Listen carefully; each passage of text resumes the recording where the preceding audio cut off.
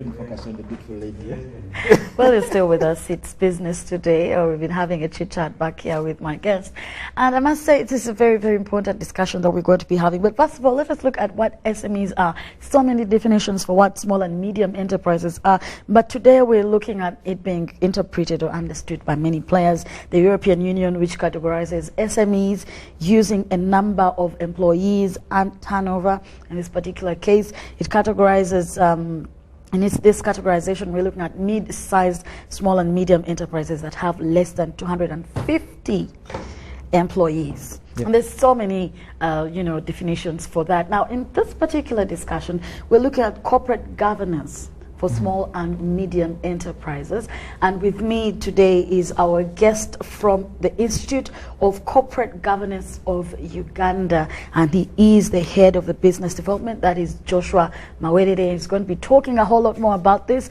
I know there's many questions have come up. I've only given you one of the small and medium enterprises, absolutely. But since he's in the Institute of Corporate Governance of Uganda, he'll be talking to us more about this. You're very welcome, Joshua. Thanks very much. Thanks Yes. for hosting me. Indeed. And good morning, viewers. Indeed. So when we talk about, I'm sorry, I'm just going to jump into the discussion. Yes. But when we're talking about corporate governance, what are we talking about? Now, corporate governance is becoming a topical issue now in the whole world. And basically, in a layman's language, I would say it means how do you govern your institution? How do you govern an organization? And for this purpose, how do you manage an SME? How do you manage your small business? Who is the director? Who is the CEO? Who is the accountant? What does the accountant do? Who reports to the MD? Who reports to the board? Who is on the board? What do they advise into the business? And then how do you give feedback from the board to the last person on the operational level? And how do you get feedback from the last person on the operational level back to the board? And how does that affect the business cycle? And basically that's corporate governance in a nutshell. It's how do you govern these small things that the business runs on. That people most times ignore. Yeah, that people most times ignore. And actually research has shown that businesses are not dying in the world because they lack expertise, because they lack qualified people, or because they lack investment or funds. No, businesses are dying because the relationship between the corporate structures is dying out. People don't know who does what and when do they do it. The board doesn't know when does it have to affect decisions in the organization and what is their role. Many boards in the world, Uganda being a very big victim, board members think that they need to go and sit in a board, on the board. On that day is when they see the documents of the organization and they have no clue about what the organization is about. So what's happening in the organization? They have no relevant questions for the organizations, and then they end up blaming the CEO. You blame the MD, but the board is a board of advisors. People pick you to put you on the board because you have to bring a wealth of knowledge onto the board. Interesting. So that is where we are. We are saying that how do these structures help the organizations to thrive? Okay. Now, as the Institute of Corporate Governance of Uganda, tell us more about it and what role you're playing in this. Now, the Institute of Corporate Governance of Uganda was instituted by the Ministry of Finance, Planning and Economic Development, and that was on the offset of privatization in 2000, early 2000. And the role of the Institute was to make sure that we train the new MDs, the new CEOs, the new managers who are coming on board, because government was pulling out of business. It was privatizing its institutions. So our mandate was to train all the heads of these corporations to be able to run business sustainably, to make them understand a governance structure, a corporate governance structure. How do you run business? You know, if government is running an institution, it's very different from how a private institution should be run. So we were teaching them on how to thrive in business. And so we trained a couple of them. We trained a number of boards. Currently we're training Minister of Health. We're going to train Minister of Finance. We've trained a number of other institutions within government, but also we have a very big set of people in the private sector that we've trained on corporate governance. So let's look at why the SMEs now. What is that you identified and said, well, we need to focus on the small and medium enterprises? Currently, why we are focusing on the small media enterprises, it's because Uganda is the most entrepreneurial country. but also it has the highest failure rate of businesses. And so the they question, never see the first birthday, do they? So the question is why? We innovate so highly, and then we start making the businesses fail. Yeah. And so we decided to do lots of research about it. And even all over the world, many organizations are failing because of corporate governance issues. It's not because they lack the expertise. They have well-qualified people. They have good accountants, good finance managers, good marketing people. They have the resources because investors are bringing the funding. They have other resources that the government is giving, tax waivers and all that. But, I mean, businesses are still sinking. Yeah. And the question is, why are our small enterprises failing to grow up? And the question is, they are failing to adhere to corporate governance principles.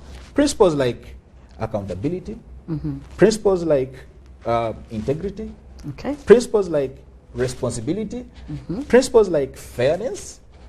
These small principles make up corporate governance. We are saying, if you are going to be a business that thrives, as an SME that thrives, then you must have a corporate structure, how it runs. To help you. To help you run the business. You don't put across, because most of them are founded on a family basis. So when you found an organization on a family basis, then how do you structure out a corporate governance structure into your business that makes it run effectively? And how do you report? Does the owner interact with the operations of the business? Which is most common. Which is most common in Uganda. And that's where we're failing in governance. And so we are saying that it can be a family business, but it can have a corporate structure that enables it grow. Because when an investor comes, they don't invest in your business because of the business idea. That is number one. But the greatest number one is, how are you structured? People want to put money on a structure. They don't invest in the idea because the idea is run by the structure. So when they come and see your business, it could be a good idea, but they cannot invest in it because they think that it's risky. And that's what many businesses are suffering in the country. We've seen NGOs come and go.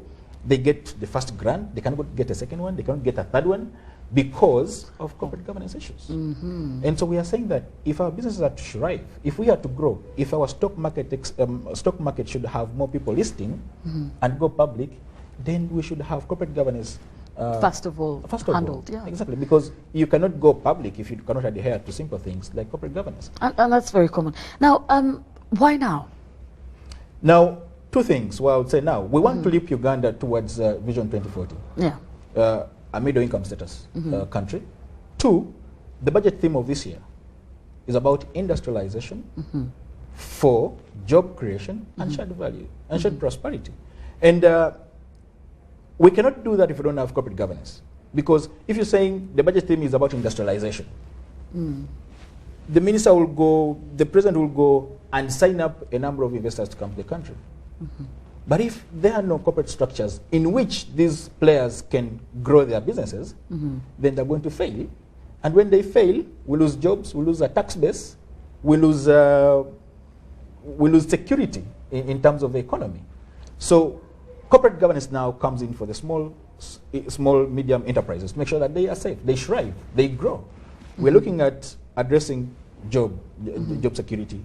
Then two, if we are to grow as an institution, as an organization, as a country, you need to adhere to corporate governance.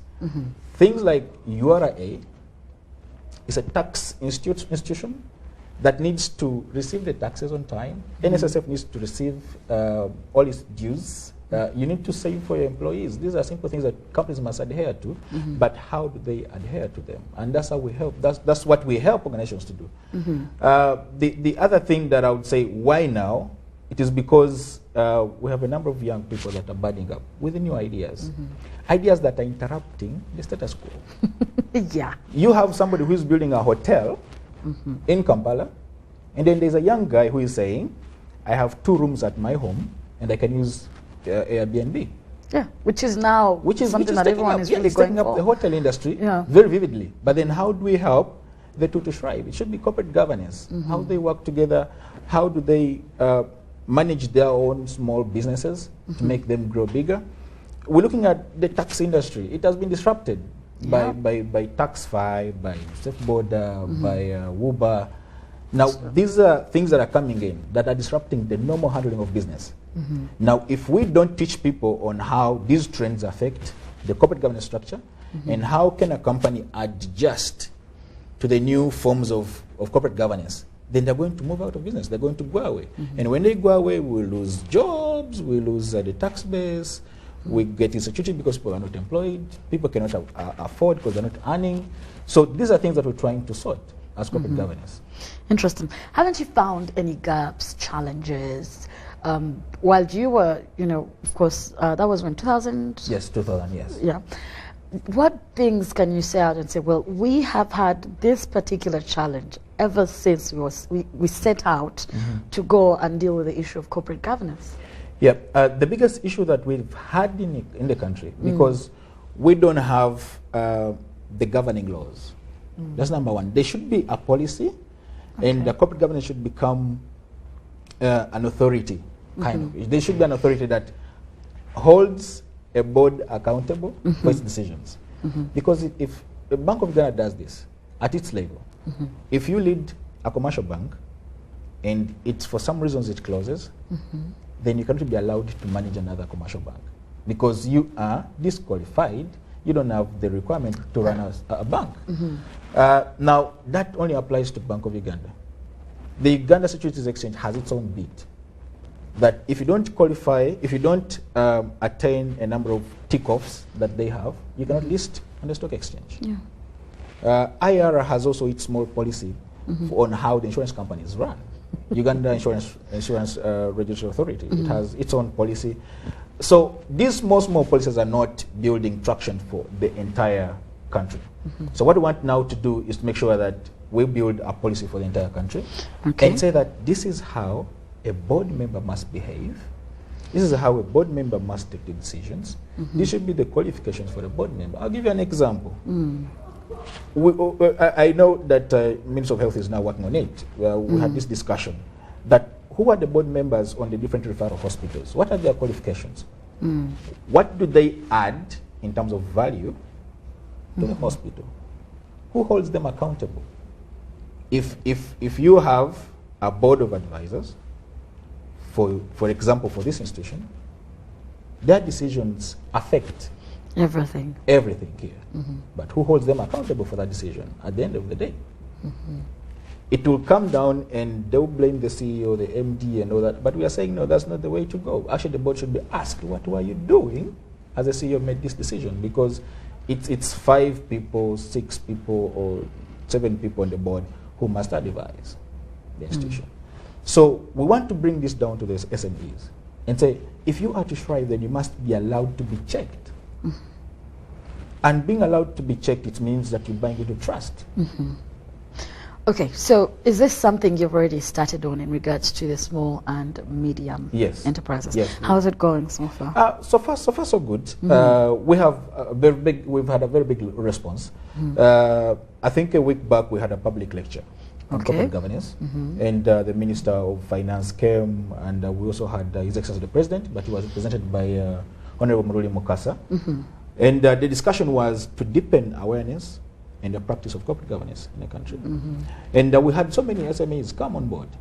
They embraced the whole idea because there's a lot of competition that they're facing from the international organizations. So we need to reshape our local people to be able to compete internationally. If we are supposed to export to Kenya, to Rwanda, to Congo, to the neighboring countries, then we need to reshape on how we operate.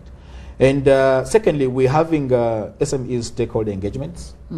Several SMEs have come to us for board members, for trainings of CEOs. We're training CEOs. When you reach our training class, it is CEOs and MDs and senior management.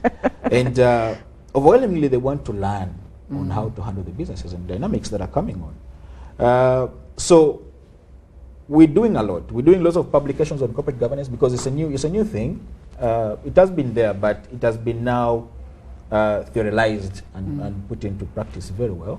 So a number of people are coming on to learn on how corporate governance adds value actually works. And now, by the time you're done with this training and things like that, what do you expect to have achieved? Especially if you're dealing with small and medium enterprises, many may be excited, but who knows along the way. So what do you expect? Do you actually expect rather to have achieved all these things you're looking at? Yes, we expect to achieve a number of things. Already we've seen achievements. There are some government institutions that we've trained and they've reshaped, and their turnover has grown. That those that we've trained and restructured.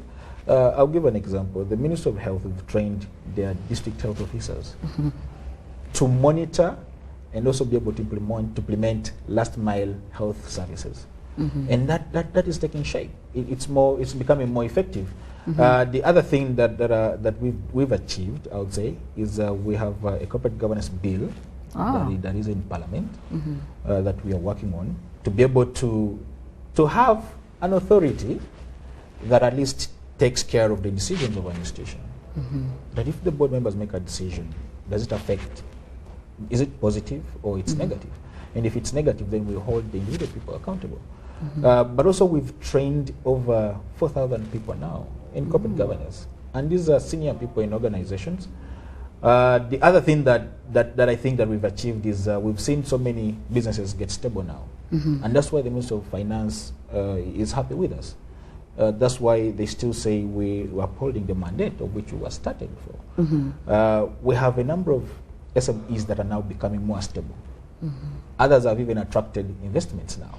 Interesting. From foreign funders, because our certificate shows that they are more trustworthy. They are open, they are transparent. And this is what we want to do for many SMEs. And that's what so after the training, you actually give them a certificate exactly, yes, to prove that they have trained. And so they become worthy.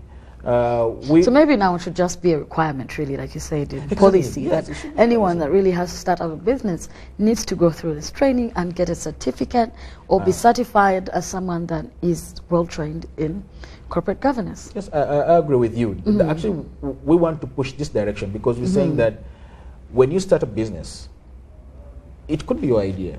But when other people start buying your product, they become stakeholders. When somebody supplies you, they become a stakeholder. And so closure of that business, of that idea, becomes a tragedy to the whole circle. And so we need to stop that. So we need to help this idea to grow. And so somebody needs to come and train to be able to grow it. Interesting. So Joshua, you're going to look into your camera there and talk to the people that are watching, talk to them in regards to corporate governance and why this is actually important for us. Okay. Corporate governance, like I said earlier, is the way you manage a business. It's about the corporate structures that a business has. And if we break them down, we have the board, we have the CEO or the MD, or who is heading the business end of the organization. Then we have the line level managers.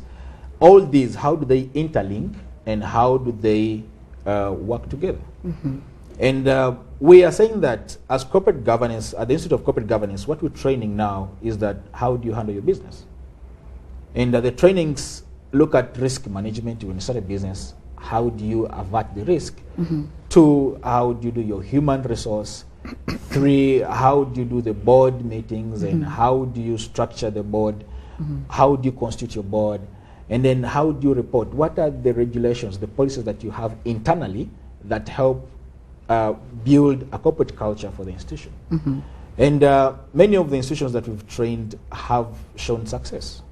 And so we're thinking that it's now time for the SMEs because the big businesses have thrived because they adhere to corporate governance. But now we're pushing the SMEs from where they are to be able to attain a sustainability kind of level. And so we're training MDs. If you have an idea, you want to start a small scale business, come on board, train in corporate governance so that you learn on how to scale up this idea. And then if you're looking for funding, we train you and then help you restructure organization so that it's trustworthy in terms of funding. Yes. Because the structure must be able to be a structure that can hold a funding puzzle. And we're doing this mainly at the Institute, and we urge people to come. We have trainings that are coming on board very, very soon.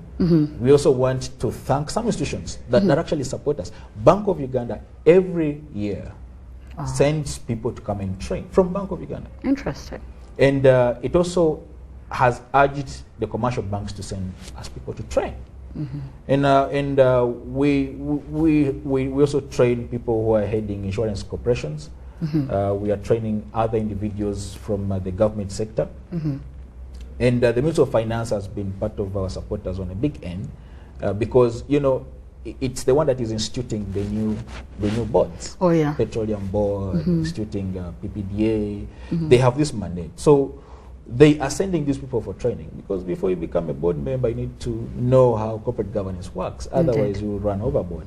So I want to urge the general public that corporate governance is something very practical that people need to come and know. When you have a small business that you want to make thrive, please come and train at the Institute of Corporate Governance. Okay. Well, thank you so much, Joshua. Joshua Mawedede, who is the head of business development from the Institute of Corporate Governance of Uganda. I was going to say corporate affairs. But this is very, very key, and they're now looking at SMEs saying, well, this is the only way that we can actually make sure that our businesses are stable. And so many times we blame it on so many other things. Indeed. Thank you so much, Joshua. Thank you for watching. My time has run out. Monday to Friday at 9 to 10 a.m. Yes, and we do come bringing you the latest in the economy and discussions of this nature. We do wish you a good day.